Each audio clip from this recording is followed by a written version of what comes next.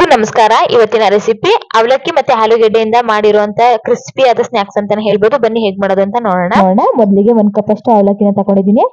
ಇದನ್ನ ಇವಾಗ ಒಂದ್ ಸೈಡ್ಗೆ ಎತ್ತಿಟ್ಕೊಳ್ಳೋಣ. ಒಂದು ಬಾಂಡಿನ ಇಟ್ಕೊಂಡು 1 ಲೋಟದಷ್ಟು ನೀರನ್ನ ಹಾಕೋತಾ ಇದ್ದೀನಿ. 2 ಸ್ಪೂನ್ ಅಷ್ಟು ಎಣ್ಣೆನ ಹಾಕೊಳ್ಳಿ. ರುಚಿಗೆ ತಕ್ಕಷ್ಟು ಉಪ್ಪನ್ನ ಹಾಕೊಳ್ಳಿ. 1 ಸ್ಪೂನ್ ಅಷ್ಟು ಜೀರಿಗೆನ ಹಾಕೋತಾ ಇದ್ದೀನಿ. ಮತ್ತೆ 2 ಹಸಿರು ಮೆಣಸಿನಕಾಯಿನ ಕಟ್ ಮಾಡಿ ಹಾಕೊಳ್ಳಿ. ಮಕ್ಳೇನಾದ್ರೂ ತಿಂತಾರೆ ಅಂದ್ರೆ ಹಸಿರು ಮೆಣಸಿನಕಾಯಿನ ಸ್ಕಿಪ್ ಮಾಡಿ ಬೇಕಿದ್ರೆ ಚಿಲ್ಲಿ ಪೌಡರ್ನ ಹಾಕೋಬಹುದು.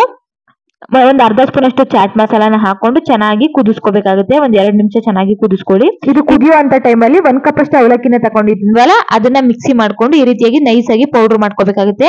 ಆ ಪೌಡರ್ನ ಹಾಕೋತಾ ಇದ್ದೀನಿ. ಹಾಕೊಂಡು 2 ನಿಮಿಷ ಲೋ ಫ್ಲೇಮ್ ಅಲ್ಲಿ ಇಟ್ಕೊಂಡು ಚೆನ್ನಾಗಿ ಬೇಯಿಸ್ಕೋಬೇಕಾಗುತ್ತೆ. ನೀವು ನೋಡ್ತಾ ಇರ್ಬೋದು. ಈಗ 2 ನಿಮಿಷ ಚೆನ್ನಾಗಿ ಬೆಂದಾದ್ಮೇಲೆ ನಾವು ಚೆನ್ನಾಗಿ ಇದನ್ನ ತಿರ್ವಾಕೋಬೇಕಾಗುತ್ತೆ. ಗಂಟು ಆಗೋ ಚಾನ್ಸಸ್ ತುಂಬಾ ಇರುತ್ತೆ. ಸೊ ಹಾಗಾಗಿ ಲೋ ಫ್ಲೇಮ್ ಅಲ್ಲಿ ಇಟ್ಕೊಂಡು ನೀಟಾಗಿ ಚೆನ್ನಾಗಿ ಮಿಕ್ಸ್ ಮಾಡ್ಕೊಳ್ಳಿ. ನೋಡ್ತಾ ಇರ್ಬೋದು ನಮ್ಗೆ ಈ ರೀತಿಯಾಗಿ ಮುದ್ದೆ ಆಗಿ ಹಾಕ್ಬಿಡ್ಬೇಕು ಅವಲಕ್ಕಿ ಹಿಟ್ಟು. ಇದನ್ನ ಇವಾಗ ಚೆನ್ನಾಗಿ ಲೋ ಫ್ಲೇಮ್ ಅಲ್ಲಿ ಇಟ್ಕೊಂಡು 2 ನಿಮಿಷ ಹಾಗೇನೆ ಹುರ್ಕೊಳ್ಳಿ. ಈ ರೀತಿ ಮಿಕ್ಸ್ ಮಾಡ್ಕೊಂಡೆ 2 ನಿಮಿಷ ಚೆನ್ನಾಗಿ ಹುರ್ಕೊಂಡ್ರೆ ನೀರಿನ ಅಂಶ ಎಲ್ಲ ಕಮ್ಮಿ ಆಗಿ ಹಿಟ್ಟು ಕೂಡ ಗಟ್ಟಿ ಆಗುತ್ತೆ.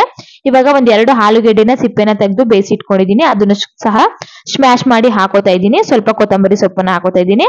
ಹಾಕೊಂಡು ಚೆನ್ನಾಗಿ ಒಂದಕ್ಕೊಂದು ಬೇರೆಯೋ ರೀತಿ ಮಿಕ್ಸ್ ಮಾಡ್ಕೊಳ್ಳಿ. ಮಿಕ್ಸ್ ಮಾಡ್ಕೊಂಡ್ಮೇಲೆ ಸ್ಟವ್ ನ ಆಫ್ ಮಾಡ್ಕೊಂಡು ಇದನ್ನ ಇವಾಗ ಒಂದು ಬೌಲ್ಗೆ ನಾನು ಶಿಫ್ಟ್ ಮಾಡ್ಕೋತಾ ಇದ್ದೀನಿ. ಇದು ಸ್ವಲ್ಪ ಹಾರಬೇಕು. ನಾವು ಇವಾಗ 5 ನಿಮಿಷ ಆರೋದಕ್ಕೆ ಬಿಟ್ಬಿಡೋಣ. ಅಂದ್ರೆ ಸ್ವಲ್ಪ ತಣ್ಣಗಾದ್ಮೇಲೆ ನಾವು ಉಂಡೆನ ಕಟ್ಕೋಬೇಕಾಗುತ್ತೆ. ಬಿಸಿಲೇ ಕಟ್ಟೋದಿಕ್ಕೆ ಹೋಗ್ಬಿಡಿ, ತುಂಬಾ ಕೈ ಸಿಗುತ್ತೆ.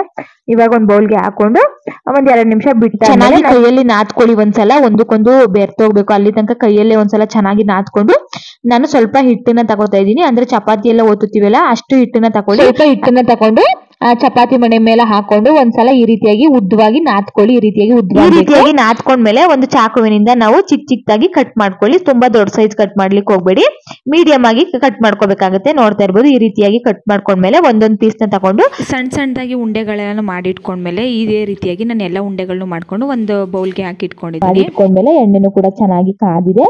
ಇವಾಗ ಎಲ್ಲಾ ಸ್ನಾಕ್ಸ್ ಗಳನ್ನು ನಾನು ಎಣ್ಣೆಲಿ ಹಾಕೋತಾ ಇದ್ದೀನಿ. ಹಾಕೊಂಡು ಹೈ ಫ್ಲೇಮ್ ಅಲ್ಲಿ ಇಟ್ಕೊಂಡು ಬೇಯಿಸ್ಕೋಬೇಕಾಗುತ್ತೆ. ನಾವು ಲೋ ಫ್ಲೇಮ್ ಅಲ್ಲಿ ಇಟ್ಕೊಂಡು ಬೇಯಿಸ್ಕೊಳ್ಳಿಕ್ ಹೋಗ್ಬಿಡಿ. ಆಲೂಗೆಡ್ಡೆ ಹಾಕಿರೋದ್ರಿಂದ ಎಣ್ಣೆ ತುಂಬಾ ಜಾಸ್ತಿ ಕುಡಿಯುತ್ತೆ. ಹಂಗಾಗಿ ಹೈ ಫ್ಲೇಮ್ ಅಲ್ಲಿ ಇಟ್ಕೊಂಡು ಬೇಯಿಸ್ಕೊಳ್ಳಿ. 2 ನಿಮಿಷ ಆದ್ಮೇಲೆ ಮತ್ತೆ ತಿರ್ವಾಕೊಂಡು ಬೇಯಿಸ್ಕೋಬೇಕಾಗುತ್ತೆ. ಸ್ವಲ್ಪ ಗೋಲ್ಡನ್ ಬ್ರೌನ್ ಕಲರ್ ಬಂದ್ರೆ ಸಾಕು. ನಮ್ಗೆ ಅವಲಕ್ಕಿ ಸ್ನಾಕ್ಸ್ ರೆಡಿ ಆಯ್ತು ಅಂತಾನೆ ಹೇಳ್ಬೋದು. ನೋಡ್ತಾ ಇರ್ಬೋದು ಆಲ್ಮೋಸ್ಟ್ ಕಲರ್ ಬಂದಿದೆ.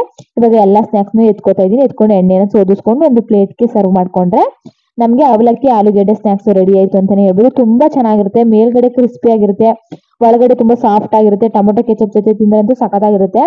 ನಾವು ಮಸಾಲೆ ಹಾಕಿರೋದ್ರಿಂದ ಹಾಗೇನು ಕೂಡ ತಿನ್ಬೋದು, ಹಾಗೇನು ಕೂಡ ಚೆನ್ನಾಗಿರುತ್ತೆ. ಮಕ್ಕಳಂತೂ ತುಂಬಾ ಇಷ್ಟಪಟ್ಟು ತಿಂತಾರೆ. ಸಂಜೆ ಟೈಮ್ ಸ್ನಾಕ್ಸ್ ಆಗು ಕೂಡ ಮಾಡ್ಕೋಬಹುದು. ರೆಸಿಪಿ ಇಷ್ಟ ಆಗಿದ್ರೆ ಲೈಕ್ ಮಾಡಿ, ಶೇರ್ ಮಾಡಿ, ಕಮೆಂಟ್ ಮಾಡಿ.